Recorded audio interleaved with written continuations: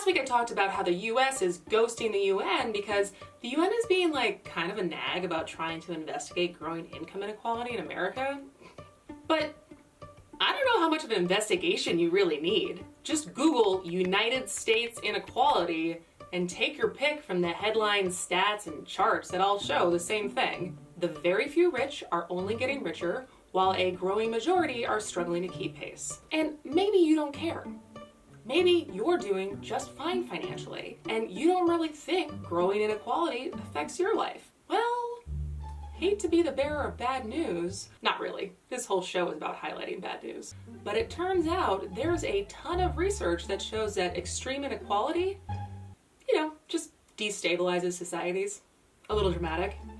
Well, not really. When you compare countries that have the same amount of wealth, but disparate amounts of equality, you see much higher rates of health issues in the countries with more inequality, including higher infant mortality, more chronic diseases and obesity, increasing anxiety and mental illness, drug and alcohol problems, and shorter life expectancies.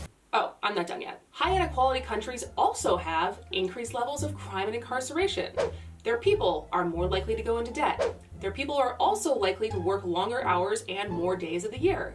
And partisanship almost directly tracks with the level of inequality. Any of that sound familiar? Nowhere in the world incarcerates as much as we do. Are feeling the burden of debt. The United States has one of the longest average work weeks. The U.S. is one of the most depressed countries in the world. Obesity is increasing young adults' risk. Worst drug crisis ever. Chronic diseases that are preventable, are growing.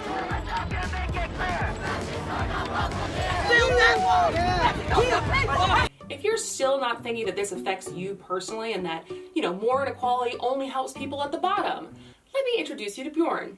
Bjorn is from Norway, one of the most equal countries in the world. Let's assume that Bjorn makes the same income as you, but you live in a high inequality country, let's say the US. You may pay way less in taxes than Bjorn, but you're also way more likely to be diagnosed with a chronic disease, more likely to have anxiety about your status, more likely to deal with drug and alcohol problems, and more likely to just die sooner than Bjorn.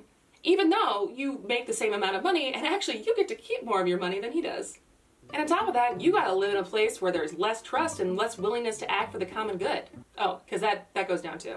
The good thing to remember is that the inverse of all of this is also true. The benefits of greater equality are not just for the poor, but for everyone. Now I know how much the S word freaks people out, and we all saw the meltdown AOC caused by having the audacity to suggest a 70% marginal tax rate on people making more than $10 million a year. Huh. So I'm not gonna go there. Libertarians, retreat. I'm simply stating that there is a lot of data and research that shows the trade-offs we're all making in order to enjoy this free market. And I might be making the argument that for anyone who wants a more stable and healthier America, you might want to consider policies that even things out a little bit more. And even for the most selfish of reasons, like your own health and happiness, care a little bit more about inequality in America. I'm Kristin Brey, and thanks for watching Below the Fold. If you liked this video, please comment and share. You can also sign up for weekly videos sent on Thursdays inside a very informative newsletter at www.belowthefold.co.